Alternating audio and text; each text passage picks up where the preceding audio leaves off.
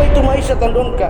Karena demi Allah, wallahi, terlalu banyak orang yang hidup di rumah mewah, orang yang hidup di mobil mewah, dengan pakaian-pakaian mereka yang begitu mewah, tapi mereka merasakan sempit di dada-dada mereka.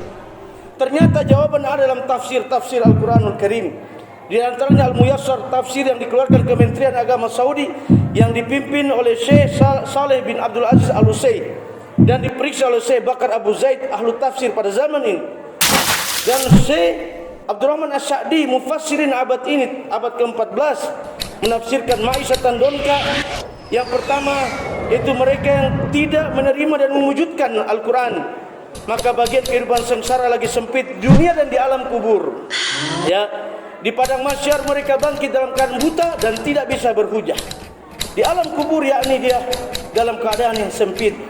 Maka sebagai kata para ulama, kalau anda mau tahu keadaan anda dalam kubur, ya akhi, anda bisa tahu keadaan anda di kubur sempit atau nanti terang, sempit atau luas. Periksa dada antum hari ini.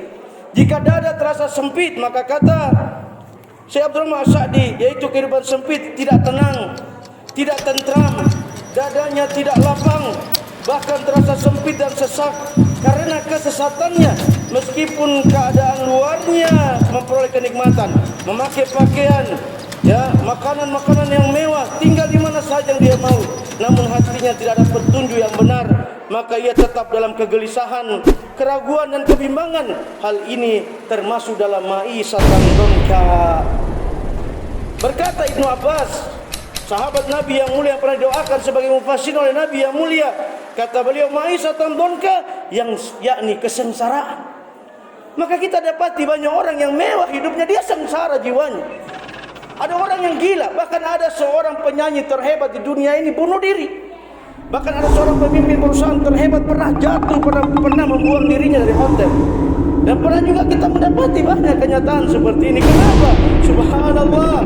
Maka mereka telah mendapatkan ma'isyatan donka, kehidupan yang sempit, sulit, hatinya, dadanya sesak.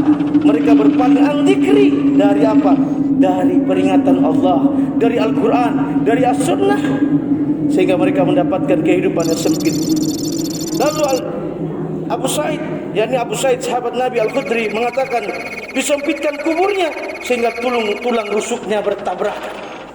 Ini makna, ini tafsir Al-Quran surat yang mulia Toha ayat 124. Ini jadi pelajaran bagi kita jamaah, untuk mencari kelapangan dimanapun selain di atas ketaatan kepada Allah, selain daripada Al-Quran dan Sunnah, antum akan mendapatkan kehidupan yang sempit.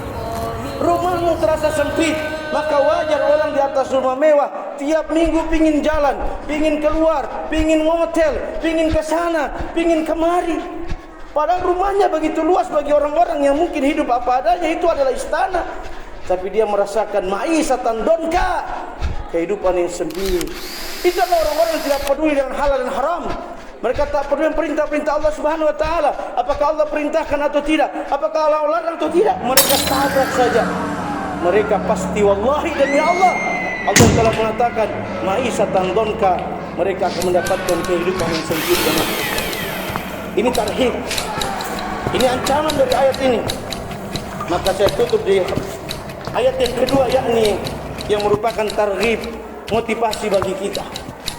Dalam Quran surat An-Nahl 97, Allah Subhanahu wa taala berfirman, "Man 'amila sholihan", barang siapa yang beramal soleh, min dzakarin aw untha, dari laki-laki ataupun perempuan, wa huwa mu'minun, dan dia beriman, walanuyannahu hayatan thayyibah, maka akan diberikan kepadanya hayatan thayyibah, yaitu kehidupan yang baik.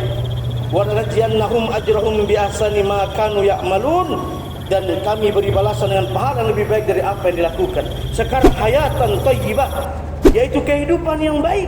Subhanallah, yang dinamakan hayatan thayyibah, yaitu dengan membuat dia redha terhadap ketetapan Allah. Allahu Akbar. Dia qana, ini rahasianya ya akhi, yakni wa mu'minun, dia yang beramal soleh harus beriman.